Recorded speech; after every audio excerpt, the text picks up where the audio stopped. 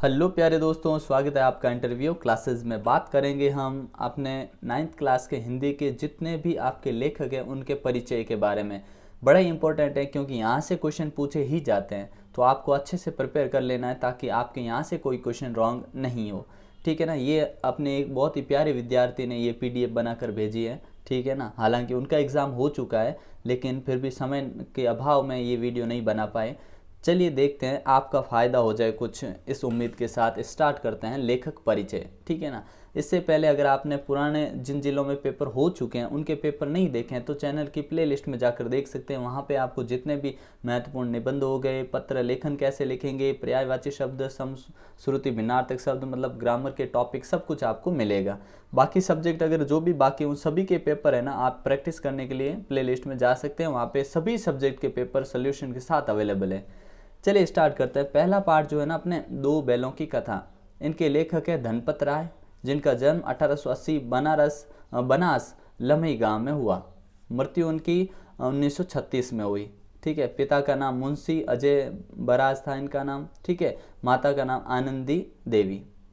शिक्षा इन्होंने बीए तक की थी और रचनाएं इनकी थी पंच परमेश्वर, दो बैलों की कथा और बूढ़ी काकी। ठीक है ना। रचनाएं आपसे पूछी जा सकती है। अगले देखते हैं, नेक्स्ट है अपने लहास की ओर। तो देखिए लेखक है राहुल सांकृत्यायन। ठीक है ना।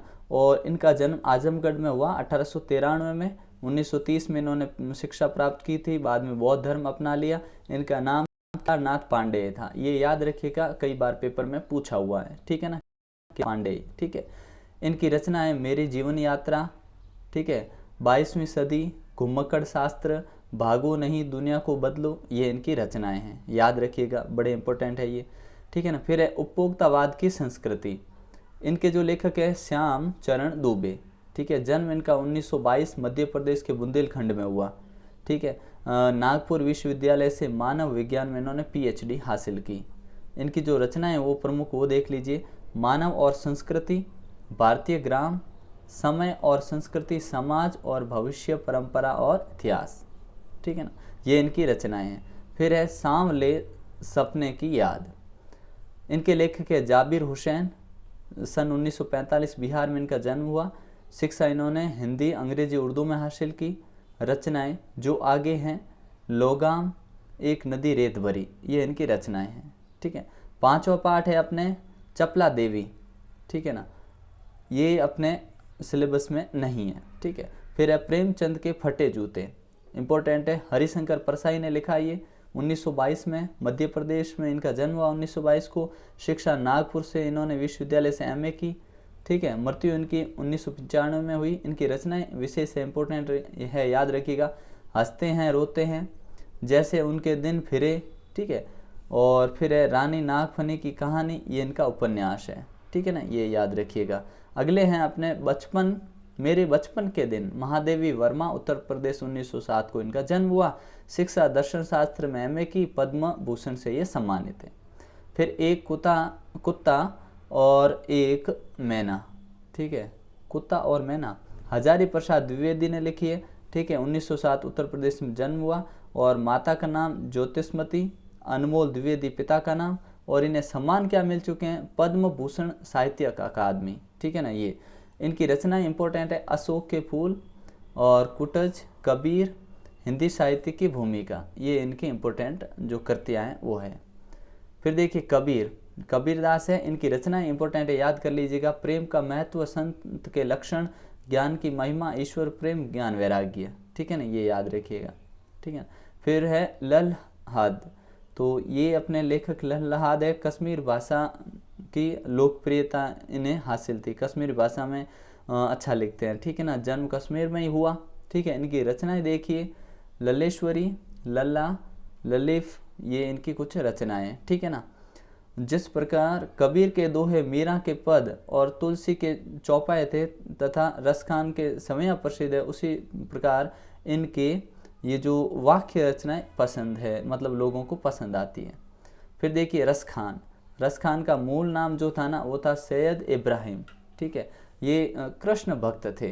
ठीक है। रचना इनकी सुजान रसखान, प्रेम वाटिका और राग रत्नाकर। ठीक है ना। अगला सवाल है, जो अगला चैप्टर है उनके लेखक है अपने कैदी और काफिला, माखनलाल द्विवेदी चतुर्वेदी, ठीक है ना। और 1879 में मध्य प्रदेश में जन्म हुआ। इनकी रचनाएं हिम किरीटिनी, साहित्य देवता और हिम तरंगिणी।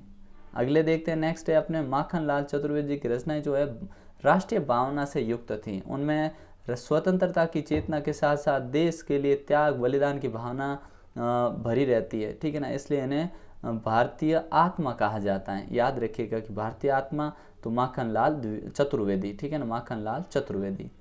फिर है ग्रामश्री, लेखक सुमित्रानंदन पंत, ठीक है ना। फिर इनकी शिक्षा वगैरह याद कर लीजिएगा। कृतियाँ इंपॉर्टेंट है, वीणा, ग्रंथ, गुंजन, ग्राम्या। ये इतनी ज़्यादा तो नहीं, लेकिन कम से कम आपको 4 इनकी कृतियाँ, तीन कृतियाँ तो पता होनी ही चाहिए। नेक्स्ट देखिए,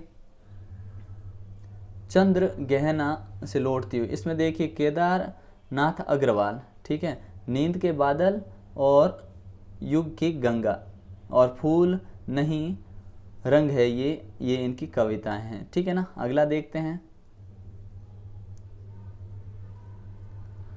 अपने मेघ आए में कौन है, अपने सर्वेश्वर दयाल सक्सेना, ठीक है ना। और इनकी जो रचनाएं हैं काठ की काठ की घाटियाँ और बांस का पुल, ये याद रखिएगा, ठीक है ना। गर्म हवाएं, ठीक है, ये कुछ इंपॉर्टेंट इनकी कृतियाँ जो पूछी जाती हैं। फिर आपके हैं यमराज की दिशा, ठीक है ना। इसके अंदर क्या है, चंद्रकांत देवताली, ठीक है, लेखक है इनके। और इनकी रचनाओं में है हड्डियों में छिपाकर ज्वर, ठीक है, दीवारों पर खून से लकड़ बगा असराए, ठीक है। ये इनकी कुछ कृतियाँ हैं, इनको याद रखिएगा, ठीक है। नेक्स्ट है आपके बच्चे काम पर जा रहे हैं, ठीक है ना, राजेश जोशी जो लेखक हैं। और इनकी जो रचनाएं हैं, एक दिन बसेंगे पेड़ और मिट्टी का चेहरा, 2 पंक्तियों के बीच, ये इनकी कुछ रचनाएं हैं। अगला देखिए, ये काफ़ी इंपॉर्टेंट है कि पाठ है इस जल प्रलय, ठीक है ना। तो लेखक है फणीश्वर नाथ रेणु, ठीक है, ये पूछा हुआ सवाल है, इसको याद रखिएगा। और इनकी जो मुख्य कृतियाँ है ना, मेला आंचल, परती परी कथा, ठीक है, कितने चौराहे, ठुमरी, आदिम रात्रि की महक, ये बड़े इंपॉर्टेंट है, ठीक है ना। अगला देखिए, पार्ट 2 है जिसके अपने हैं मृदुला गर्ग, ठीक है। और इनकी रचनाएं हैं वो है अपने उनके हिस्से की धूप, अनित्य, चित कोबरा, ठीक है, कठ गुलाब, ये इनके उपन्यास हैं या रचनाएं हैं, ठीक है ना। फिर है जगदीश चंद्र माथुर, इनकी रचनाएं याद रखिएगा। जन्म स्थान वगैरह कम पूछते हैं, शिक्षा कम पूछते हैं, ये पूछते हैं कि इनके नाम क्या रहे हैं और इनकी कृतियाँ कौन सी है, ठीक है। तो कोणार्क, दशरथ नंदन और शारदीय पहला राजा, ठीक है ना। इस प्रकार की कुछ कविताएं जो इनकी काफ़ी कृतियाँ जो काफ़ी फेमस रही हैं। फिर है विद्यासागर नौटियाल, ठीक है, मिट्टी वाली, ठीक है ना। इसमें इन्होंने जो बताया है टिहरे की कहानियाँ, सूची डोर, ये इनके प्रमुख संग्रह है, कहानी संग्रह है, ठीक है ना। और उलझते रिश्ते, बीम अकेले सूरज सबका, ठीक है ना। ये इनकी कुछ कृतियाँ हैं जो विशेष हैं, आपको याद कर लेनी। फिर अपने हैं शमशेर बहादुर सिंह, ठीक है ना। इनकी जो देहरादून में इनका जन्म हुआ, शिक्षा भी देहरादून से हासिल की। और इनकी कृतियाँ जो इम्पोर्टेंट हैं उनमें आप ये ध्यान रखना कि इतने पास अपने काल तुझसे होड़ हैं, और कुछ काव्य संग्रह तथा कुछ गद्य रचनाएं इन्होंने लिखी है, ठीक है ना। तो इनके बारे में ये याद रखना, ठीक है। मिलते हैं नेक्स्ट पार्ट में, तब तक अच्छे ढंग से प्रैक्टिस करते रहिए, पढ़ते रहिए, ठीक है। जय हिंद, जय भारत।